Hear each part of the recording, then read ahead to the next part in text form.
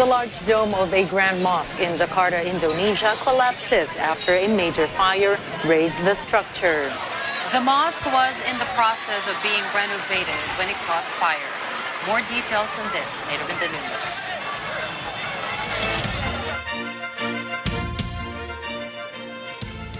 Good evening.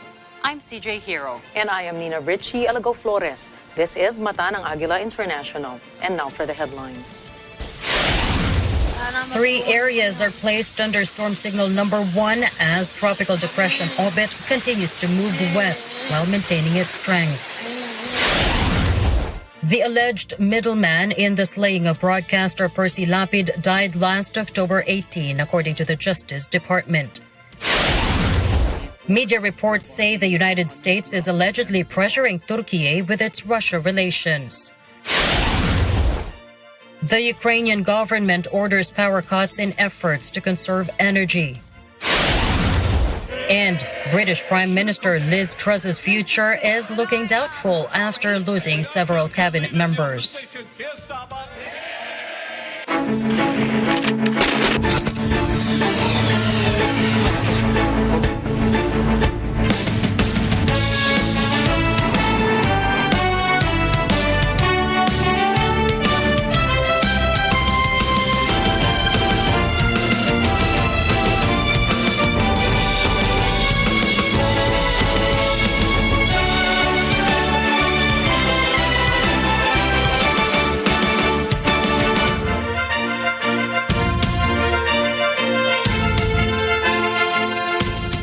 Tropical depression Obet continues to move westward while maintaining its strength over the Batanes area.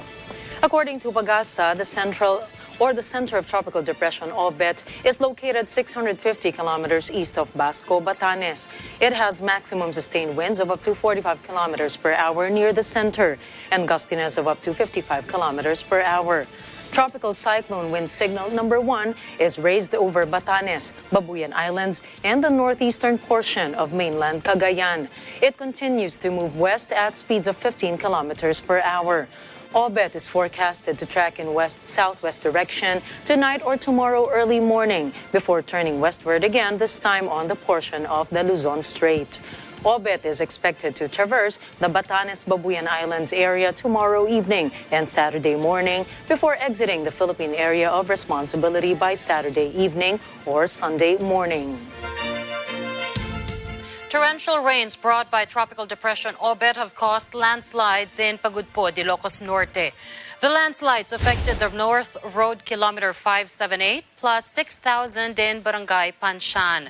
Motorists are forced to drive through Ilocos Sur Abra, Kalinga to Gegaraw Road as personnel from the Department of Public Works and Highways conducted clearing operations. The center of the tropical depression is in northern Luzon, where the landslides happened, and a tropical cyclone warning signal number 1 is up in Batanes, Babuyan Islands, and Santa Ana, Cagayan. Following Typhoon Neneng's onslaught in some areas of Cagayan, residents there are now preparing for the threat of another typhoon, Tropical Storm Obet. Roeli Rapsing, officer in charge of the Cagayan Provincial Risk Reduction and Management Office, or PRRMO, said the province is currently experiencing light to moderate rains. Tropical depression Obet is expected to intensify over the weekend. With the assistance of other concerned agencies, the provincial government has deployed its assets and personnel to monitor the municipalities, particularly areas of concern such as the 1st and 2nd District of Cagayan. The provincial government has also directed a preemptive evacuation after the pre-disaster risk assessment meeting with the Office of Civil Defense. PRRMO officer in charge Roeli Grasping said some towns declared a state of calamity so they can use the 30% allotments from the disaster alertness management. He said that for now, they have enough stockpile for the province in the warehouse of the Department of Social Welfare and Development, or DSWD. Nag-abiso pa lang po tayo ng preemptive evac, sir. Katatapos lang ng ating pre-disaster risk assessment with Office of Civil Defense. At yun nga, humingi tayo ng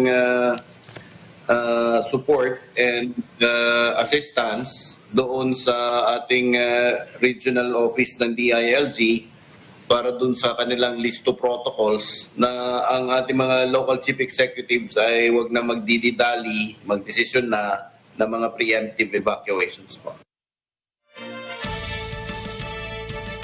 Amid detecting new Omicron subvariants XBB and XBC in the country, the Department of Health said hospital admissions due to COVID-19 remain low. Health Officer in charge, Maria Rosario Vergeire, is hopeful that the vaccines used by the country are effective in preventing the spread of new infections. However, Vergeire said DOH would continue its strict surveillance and monitoring to prevent and address a possible outbreak caused by new Omicron subvariants. The health official reminded the public, especially immunocompromised and senior citizens, to avail of the vaccines and booster shots to prevent serious and critical infection from the virus. Justice Secretary Jesus Crispin Remulla has confirmed the death of an alleged middleman who supposedly facilitated the slaying of broadcaster Percival Mabasa, professionally known as Percy Lapid. Remulla said the said middleman died at the National Bilibid prison on Tuesday, October 18. The Justice Chief told reporters that the National Bureau of Investigation, or NBI, is doing an autopsy on the inmate to find out his cause of death.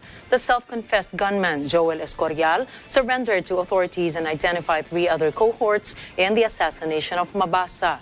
He told reporters that they are paid and split 550,000 pesos for the slaying of Mabasa, allegedly on orders of an unnamed inmate in Bilibid. He did not cite the motive or the identity of the mastermind in the killing.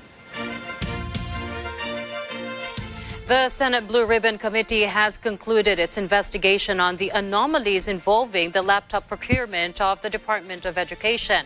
The panel said there was a conspiracy to transfer the funds to the Procurement Service, Department of Budget and Management, or PSDBM. Man Carvera tells us more. The Senate Blue Ribbon Committee has discovered a number of anomalous transactions in its probe to the contracts entered into by the Department of Education and the Procurement Service of the Department of Budget and Management. Blue Ribbon Committee Chairman Senator Francis Tolentino said the investigation has established that the 2.4 billion pesos worth of laptops was not included in the original Memorandum of Agreement between DepEd and PSDBM.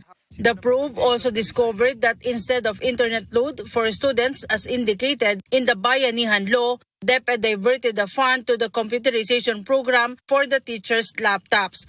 The panel chief questions whether the practice was allowed by DBM, saying it is against the law. Former Budget Secretary Wendell Avisado said he cannot recall approving the diversion of the said fund and it did not pass through his office.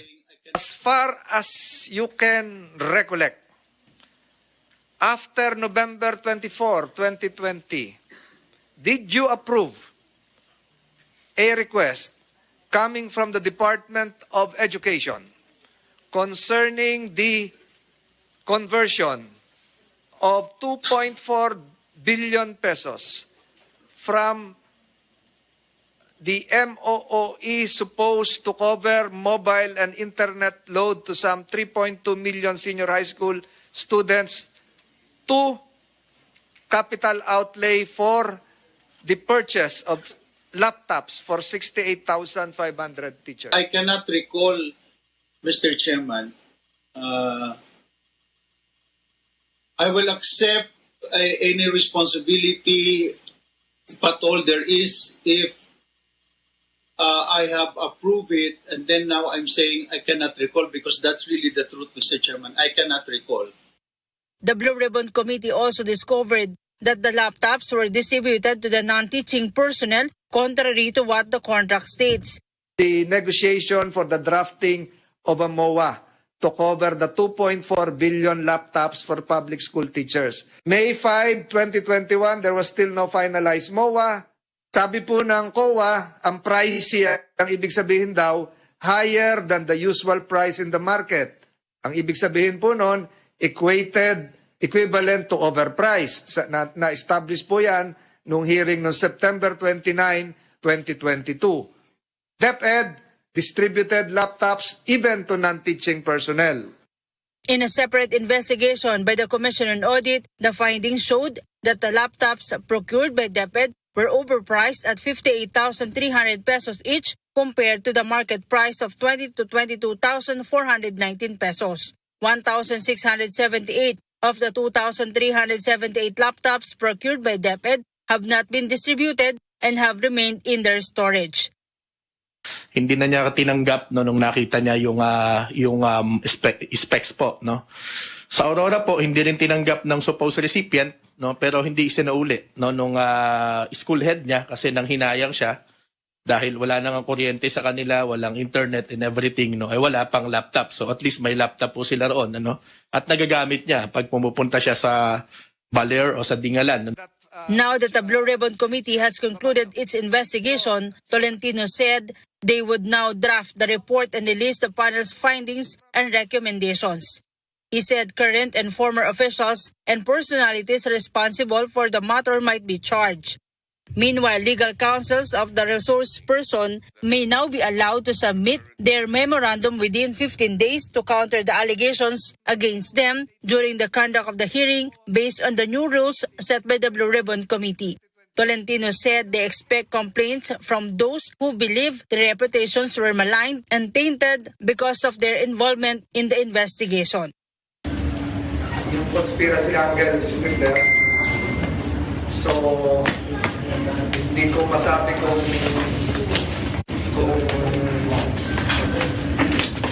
ano-ano yung role ng mga conspirators. Pero kung nanood kayo simula kanina umaga, more or less na nakuha niyo.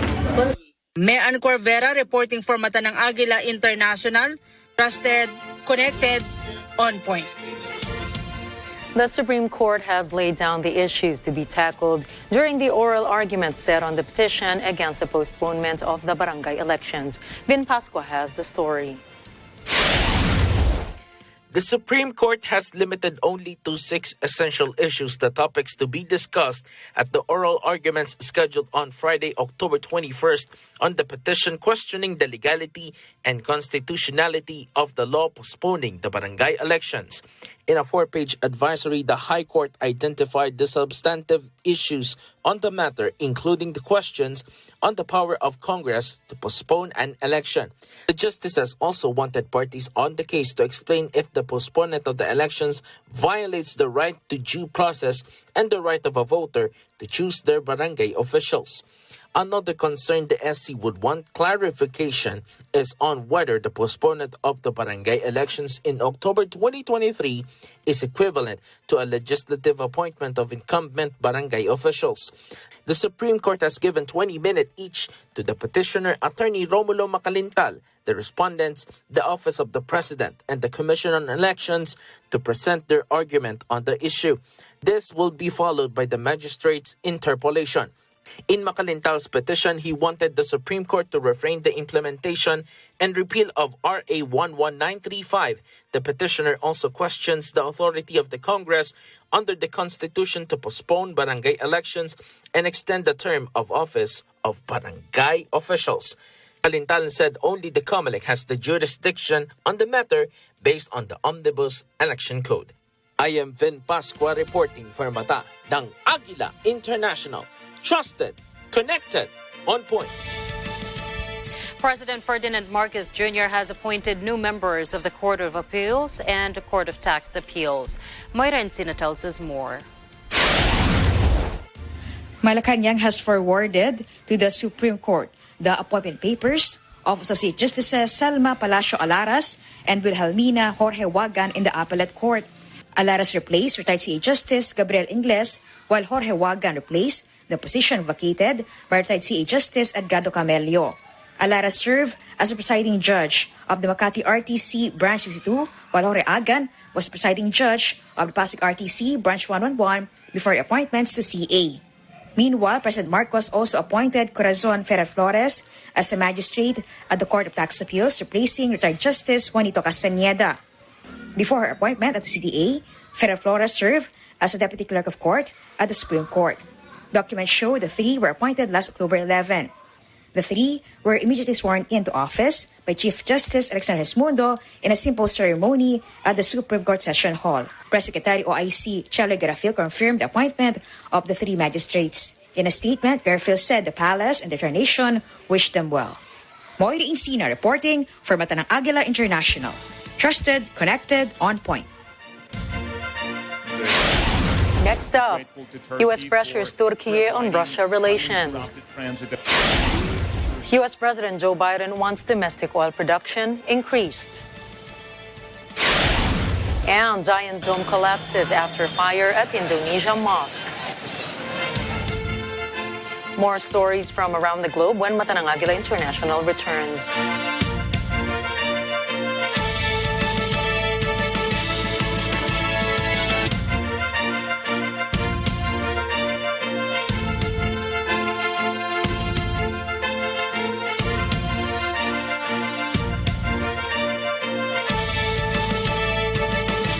This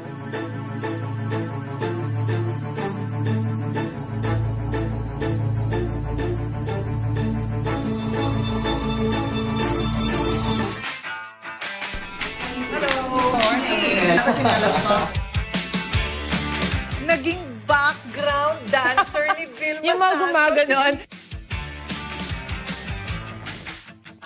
Anong secret? Number one secret is Scarlett. I want to be with her. So I kept praying, Lord, please give me time. Tissue, please. Pwede kong nguyain ngayon yan? Yeah. Ang dami na ngayong mga artista ang nakakapasok sa lehislatura. That's part of democracy, hindi ba? Raymond, I love the dog. So you're in love. Yes. What do you call this dish? It's an Indian dish. Gisa-gisa pag may time. Lahat ng yan at maraming iba pa, watch out for it here on Corina Interviews.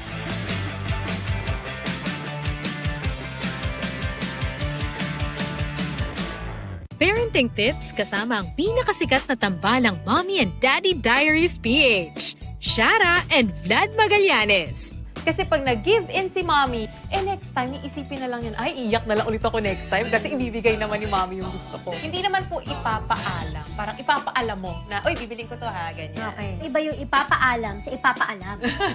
1, 2, ay! Ngayong linggo na yan, 4 to 5 p.m. sa Net25. Making life extra special.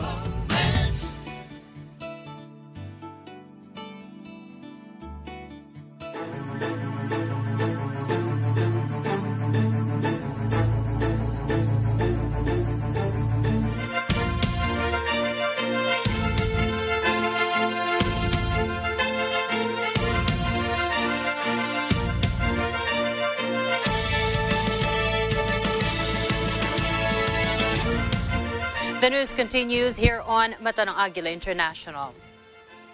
A Bloomberg report said that American official Elizabeth Rosenberg flew to Ankara this week to press Turkish officials and business leaders into complying with Washington's anti-Russian sanctions. Several news sources stated that despite the U.S. issuing several warnings to Turkey, Ankara remained to be neutral on the issue of Russia's conflict with Ukraine. Most recently, Turkey President Recep Tayyip Erdogan agreed to Moscow's proposal to create an international gas transit hub in Turkey following a meeting in Kazakhstan last week. The Treasury Department did not comment on the content of Rosenberg's talks, nor did Bloomberg sources. With nearly one-third of Ukraine's electrical power infrastructure destroyed by Russian shelling, the Ukrainian government has ordered power cuts. There will be rolling blackouts from 7 in the morning until 11 p.m. beginning Thursday. The outages are expected to last for 4 hours. Likewise, street lighting in cities will be limited. People are told to conserve as much energy as possible. Russian missiles have knocked out several power plants, including 3 on Wednesday.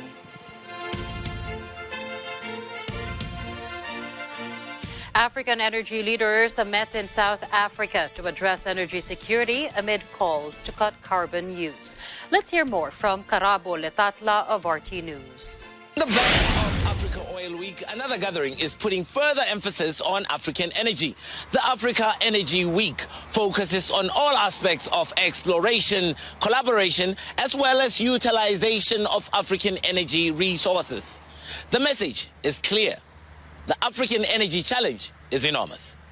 600 million people around Africa have no access to electricity. 900 million no access to clean cooking technologies. We can say this industry is done. South African Minister of Energy, Gwede Mantashe, is on record saying that South Africa will not be pushed into unsustainable and expensive energy solution in a socio-economic environment where food security as well as access to clean energy go hand in hand. South Africa is not stepping back from the position that local solutions cannot be clean energy only. Many people who talk about just transition normally talk about just transition from coal to renewables.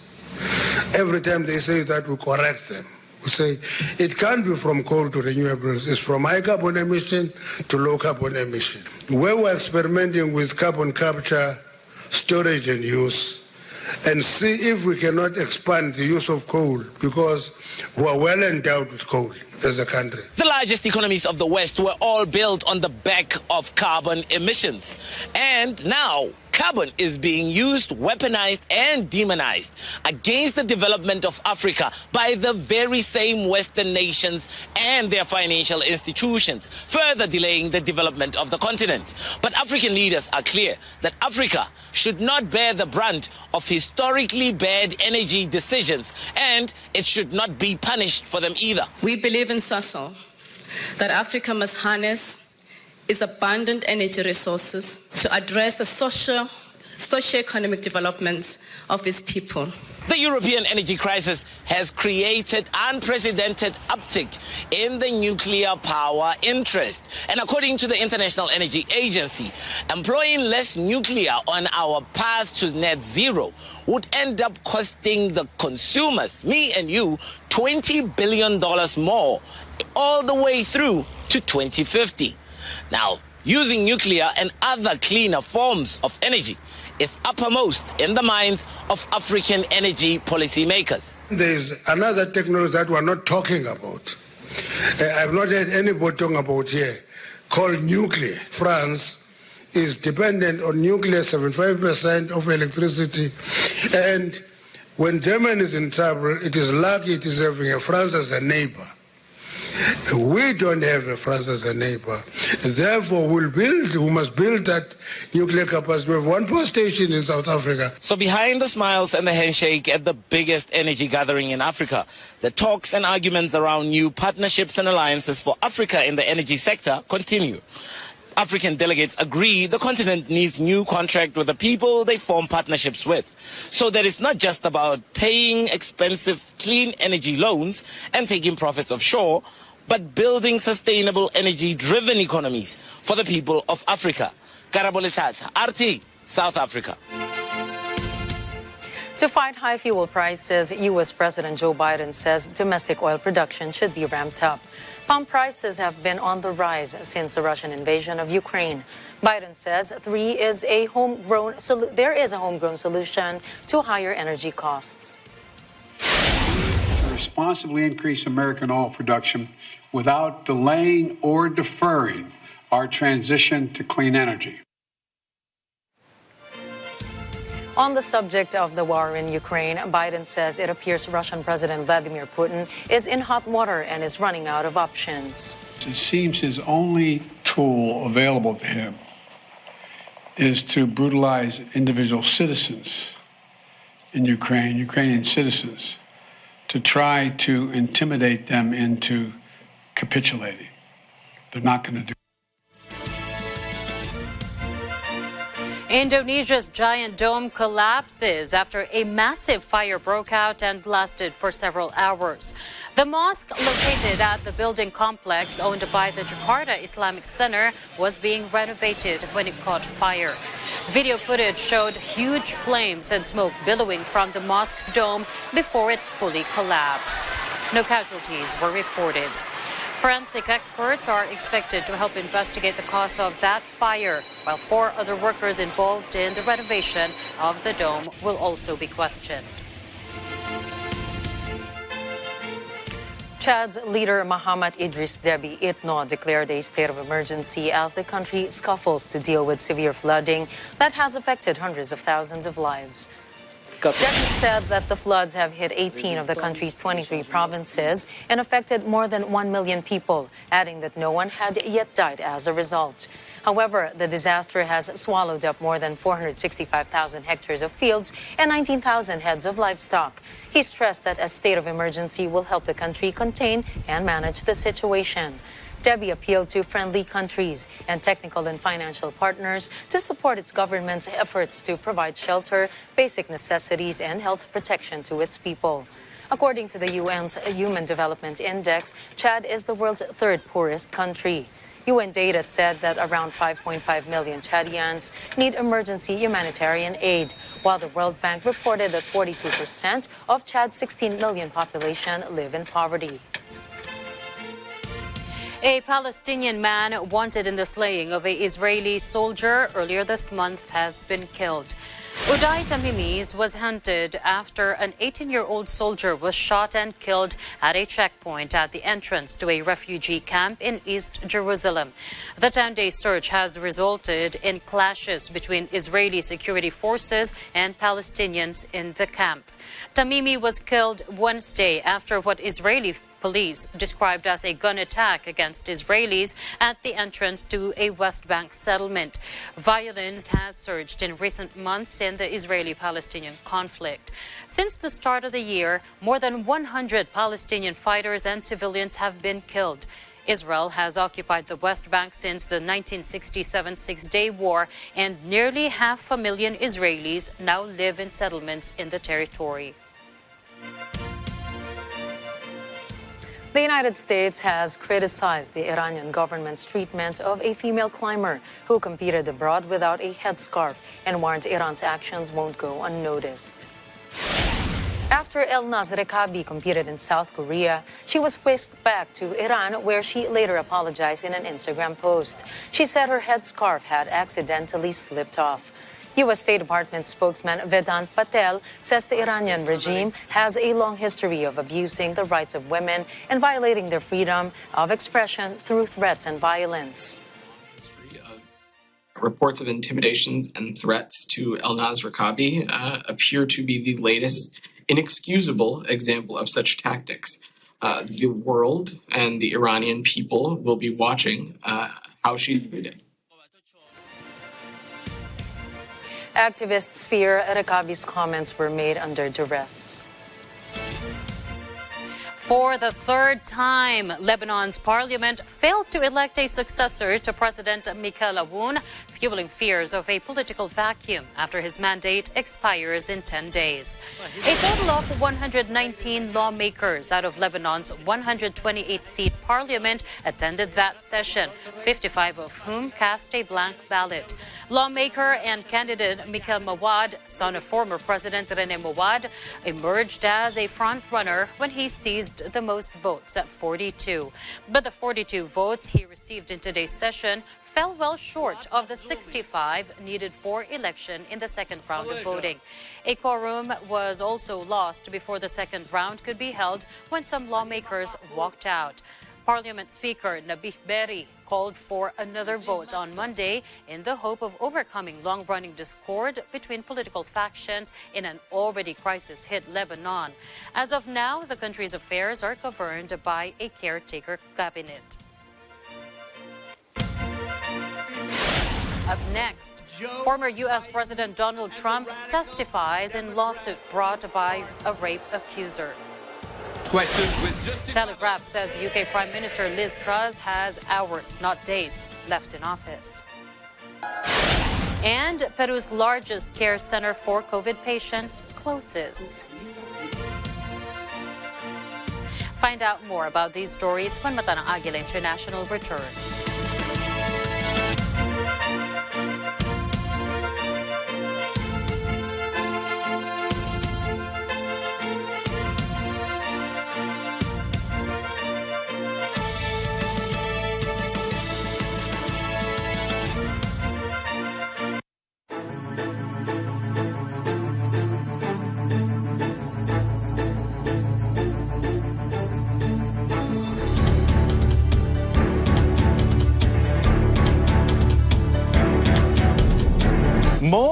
Filipinos dream of buying their own homes. And as the population in the metro is becoming denser, some people are attracted in buying properties in the suburban areas. In this episode, let's look at real estate options outside the metro as we go north and south with developments by Rabino Home Builders Corporation. Mas worth it mag-invest sa real estate po talaga.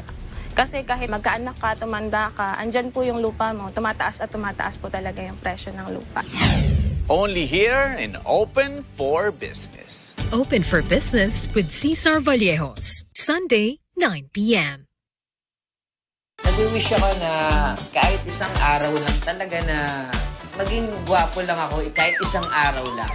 Kasi everyday akong pogi. Bakit makabinerate? Sinabi ko lang, wala pa akong boyfriend na kagaya ng BTS. Kasi para sa akin, ikaw lang, kulang na. Ano masasabi mo? Masarap. Pero, mas masarap kapag may kasamang kimchi.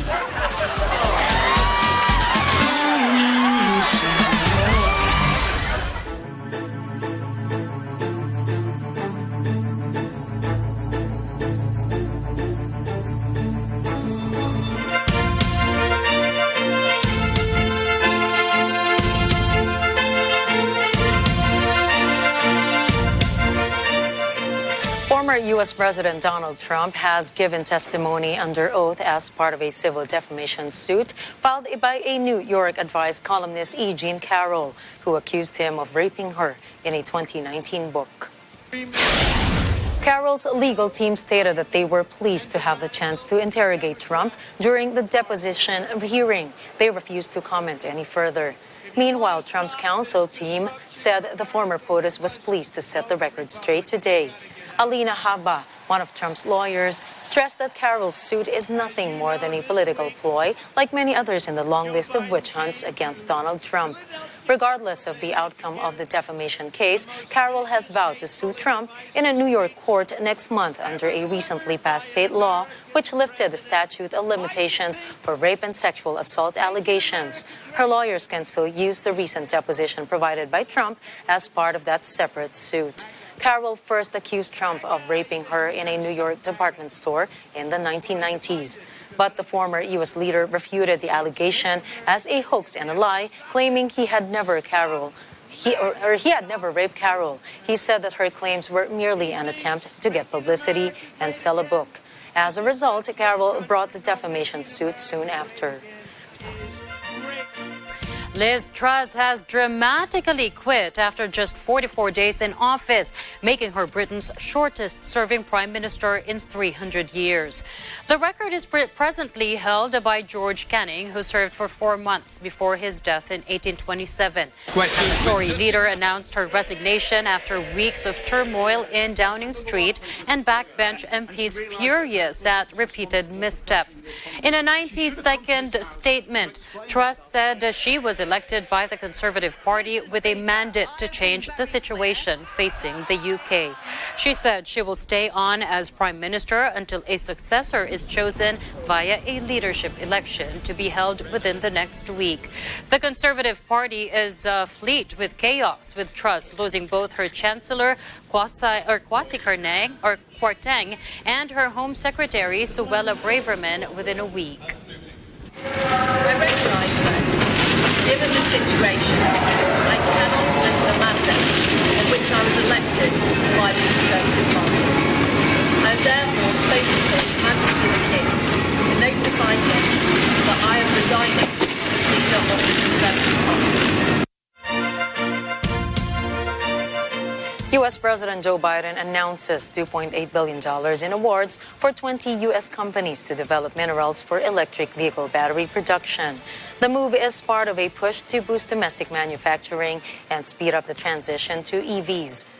With the funding coming from his bipartisan infrastructure law, Biden, in his remarks from the White House, calls the present moment a most significant economic transition as he envisions a net zero-sum carbon world. The demand for minerals like lithium and graphite is expected to increase by as much as 4,000%. Some see a challenge, but we see an opportunity, a real opportunity, to shift to a net zero-sum carbon world in one of the most significant economic transitions since the Industrial Revolution. That's not hyperbole, that's a fact. All those multi-billion-dollar factories become starved of feed. A Hong Kong man says he suffered barbaric treatment at the hands of Chinese diplomats while he was protesting outside China's consulate in Manchester, England. Bob Chan was one of about 40 people displaying banners on Sunday that mocked China's Communist Party and its president. Chan says diplomats dragged him inside the consulate's compound and began to beat him. I held onto the gate where I was kicked and punched. I could not hold on for long and was eventually pulled into the grounds of the consulate. It was then my hair was pulled and I felt punches and kicks from several men. Chan says the attack only stopped when a uniformed Manchester police officer pulled him outside the compound. Cuban Foreign Minister Bruno Rodriguez asks Washington to lift sanctions on the island under the authority of President Joe Biden. The request comes after the United States announced a $2 million emergency aid package for Hurricane Ian. As he presents the report on the impact of the U.S. blockade on the island, Rodriguez says this is what morality, decency, and even national interest demand, along with politics and international law. The Cuban official says the United States offer to donate 100 firefighter suits is an act of a humanitarian nature for which his country is grateful.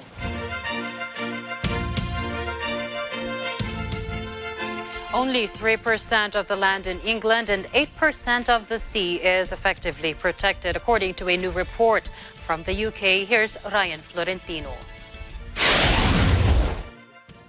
The government has committed to protecting at least 30% of the land and sea by 2030 as part of a global initiative to slow the destruction of the natural world and catastrophic loss of species.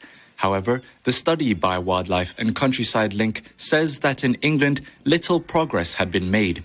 The government said it was committed to meeting the 2030 target. More than 100 countries around the world have made the pledge, known as 30 by 30. It is one of the cornerstones of the post-2020 Global Biodiversity Framework to be agreed at an international biodiversity conference in December. Former Prime Minister Boris Johnson made the commitment with regard to England and said he would also work with the government to increase the amount they protected. However, the report by Wildlife and Countryside Link, or WCL, the largest environmental and wildlife coalition in England, said protection of the land and sea in England had barely increased compared with 2021. It said the government had designated about 2,800 hectares to nature in 3 new sites of special scientific interest, adding only 0.22% to the amount of protected land. WCL Chief Executive Richard Benwell said, "At this rate, the government's prospects of protecting 30% of the land and sea for nature by 2030 are vanishing." Reporting from London, United Kingdom, I am Ryan Florentino for Matanang Agila International. Trusted, connected, on point. Lima's Villa Panamericana, which became a flagship emergency hospital when the COVID-19 pandemic broke out in Peru in 2020, closes its doors after discharging its final patient. Social Security President Gino Davila confirmed this, saying their mission in the area is to provide quality health care at the time of the pandemic, and it has finally come to an end. Between March 2020 to October 2022, the hospital treated 61,321 COVID-19 patients. The last patient to heal and exit Villa Panamericana thanked the entire team that includes the doctors, nurses, and technicians for the great work they have done. Meanwhile, the first COVID-19 patient in Villa Panamericana encouraged everyone to continuously take extra care of themselves because the COVID-19 virus is still here. A worldwide shortage of cholera vaccines has forced health officials to change the protocol for immunization. Instead of the usual 2-dose regimen, people in countries where there are outbreaks will receive a single dose. World Health Organization Chief Dr. Tedros Adhanom Ghebreyesus says this has been a bad year for the deadly disease, having already depleted stockpiles of the inoculant. Around the world, 29 countries have reported outbreaks this year, including 13 countries that did not have outbreaks last year. Cholera is highly dangerous and can kill within a day, but it can be prevented with 2 doses of safe and effective oral vaccines. Cholera is an infectious and often fatal bacterial disease of the small intestine, typically contracted from infected water supplies, causing severe vomiting and diarrhea. Trout farming in Lesotho has grown on the back of another of the mountain country's most famous exports, water. South Africa got much of its water from its neighbor over the past 3 decades. The dams have widened riverbeds, creating inlets and basins that are ideal for trout farming. Currently, fish farming accounts for less than 0.1% of Lesotho's $2 billion gross domestic product.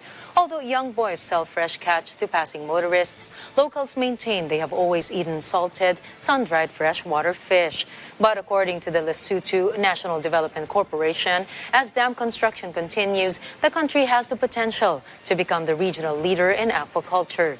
In this country of more than 2 million people, who rank among the poorest in the world, few seem to be benefiting so far from the water boom. It's a special area that has everything else you need for growing trout.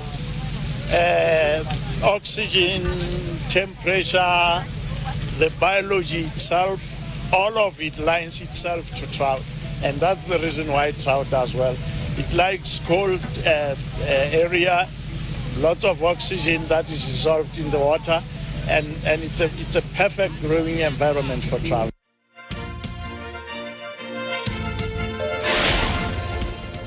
Later in the news, a vertical farm sees trees grow 6 times faster. Netflix subscriptions reignite after a cold start. And Disney Plus is finally coming to the Philippines. All these and more when Mata ng Agila International returns.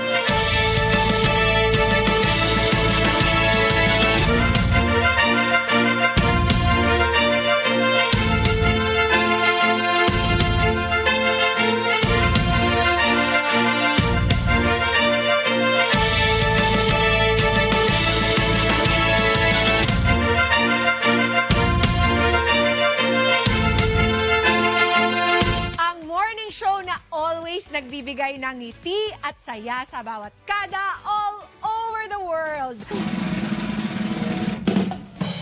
Tara na't ma-inspire at ma-amaze sa kwento ng mga bawat kada na nagwagi sa anumang hamon at pagsubok ng buhay.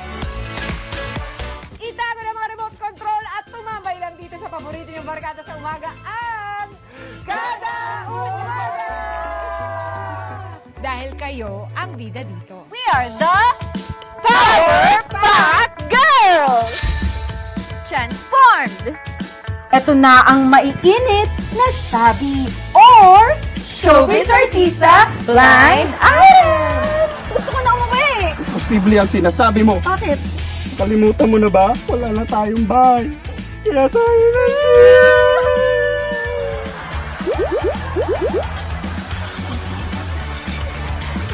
Kwentong may kurot sa puso. But when you put your mind to it, you are unstoppable. Bilib na bilib kami sa'yo, Rochelle, ha? Only good vibes at tawanan. Hindi, sige, tinatawag doon. Sisiw. May init na issue kanilang hihimayin.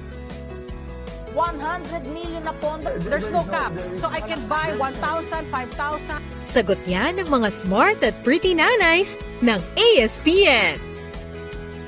Lunes hanggang Biyernes, 8 a.m. to 10 a.m. Dito lang sa Net 25.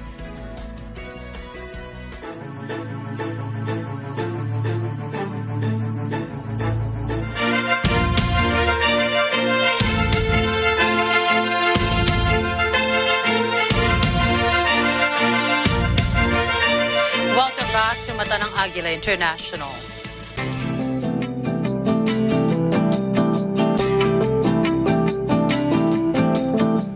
Scotland researchers found tree seedlings planted in an indoor vertical form have grown 6 times faster than trees planted in an outside field. During the trial, some trees in the indoor form grew 40 to 50 centimeters tall in 90 days.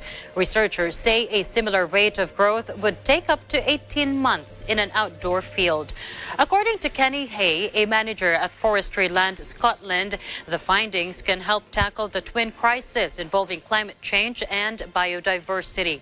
He says planting more trees not only means more timber, it also comes with biodiversity benefits, while adding that an increase in trees within a shorter period may also mitigate climate change. Despite the complete absence of snow, the ski resort in Canada's Quebec province attracts tens of thousands of visitors every fall to witness one of the world's great displays of autumnal glory. Foliage of auburn, crimson, and gold spreads across much of eastern Canada each year, with the bright red leaves of the country's signature maple trees taking a starring role. Director of Communications Valerie Ouellette said Mount Orford stands out from other mountains as it offers colored landscapes as far as the eyes can see. As winter approaches, the landscape's colors lose their intensity, but these colors are still splendid and offer an incredible view. Meanwhile, a forest engineer explains the changes in plants' appearance. It can be due to global warming. Il faut savoir que les réchauffements climatiques, ça vient souvent avec des événements climatiques extrêmes. Hein. Donc autant une période de sécheresse inattendue, mais ça peut être aussi un gel qu'on ne s'attendait pas à avoir cette période-là de l'année. Et ça aussi, ça va avoir le même impact, ça devance la chute des feuilles. Les arbres stressés, ils vont arrêter de capter du carbone, ils vont arrêter la photosynthèse, ralentir leur métabolisme et les mécanismes de protection vont s'enclencher comme ça, ils vont perdre leurs feuilles plus tôt.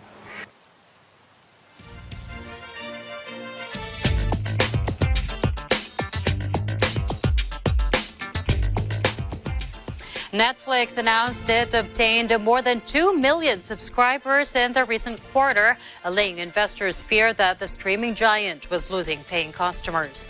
It reported at the end of its third quarter having slightly more than 223 million subscribers worldwide, with its shares that soared more than 14% in after-hours trading, with $275 on the earnings news. For his part, Netflix's co-chief executive expressed his joy that they have slid back to positivity after the shrinking quarters, but said the company needs to be with momentum. The subscriber growth came as Netflix introduced a subscription option subsidized by ads slated in November across a dozen countries. To cope with the current competition, especially in advertising, the streaming giant is undeniably seen adapting to the streaming landscape's new normal.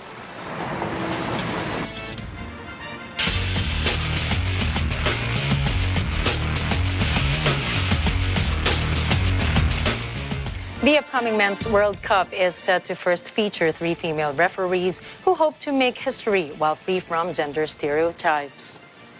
Among the 36 referees selected by FIFA, France's Stephanie Frappart, Rwanda's Salima Mukansanga, and Japan's Yoshimi Yamashita were enlisted to be the referees for the World Cup, while 3 more women will head to Qatar as assistant referees. According to FIFA's Referees Committee head Pierluigi Collina, the appointment of officials who will take part in the event was based on their quality and not their gender. 38-year-old Frappart took a big leap in refereeing to the top level in Europe after having multiple experiences from 2019 to 2020. Her record and experience were believed to be the great basis for her qualification for the position, and Qatar's upcoming cup will do more to empower her and not phase her.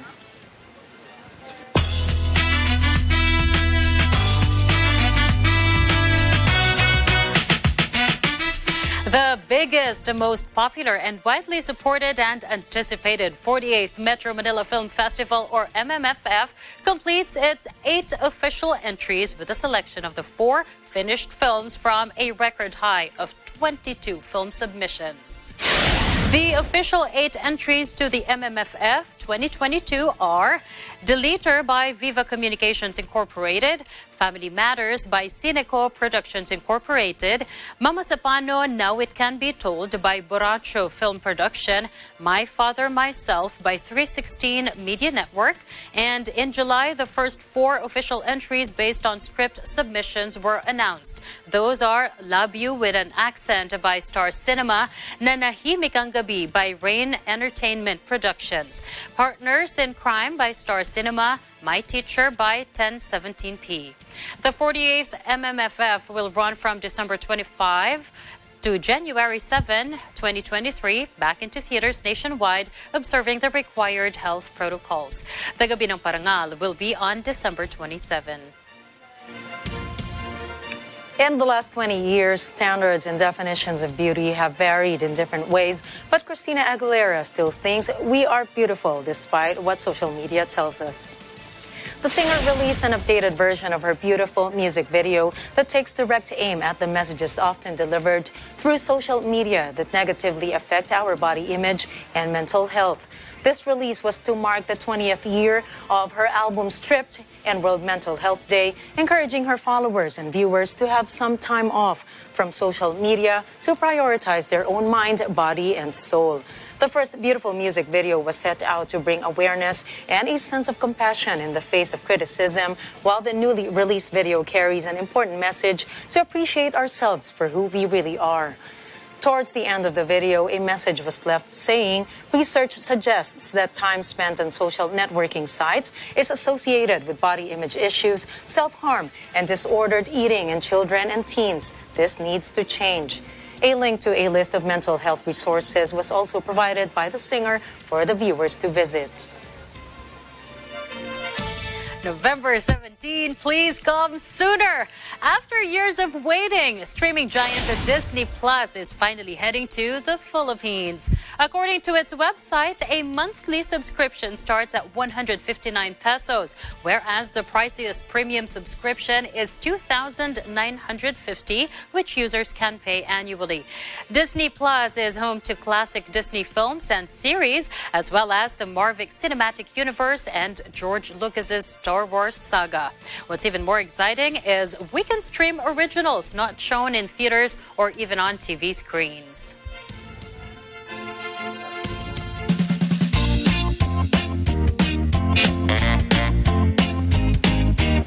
Before the 50th anniversary of artist Pablo Picasso's death, the Metropolitan Museum in New York showed a new exhibit placing his cubist works in the old tradition of trompe-l'oeil.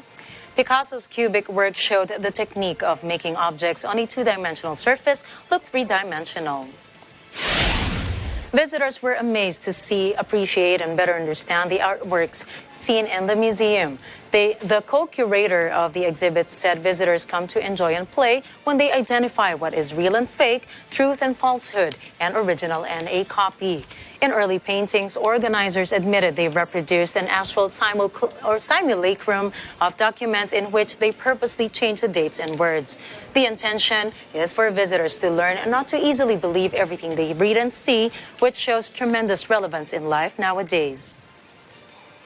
We've never seen his work in this way before. We've never understood his dialogue. Often we've seen exhibitions on Picasso and Cézanne, Picasso and Goya, Picasso in the Spanish tradition, even Picasso in still life, but not Picasso in trompe-l'oeil. And the way that many of his humorous, intelligent, and whimsical devices, the way he's playing with us in representation, is part of this longer, centuries-old tradition. Oh no, because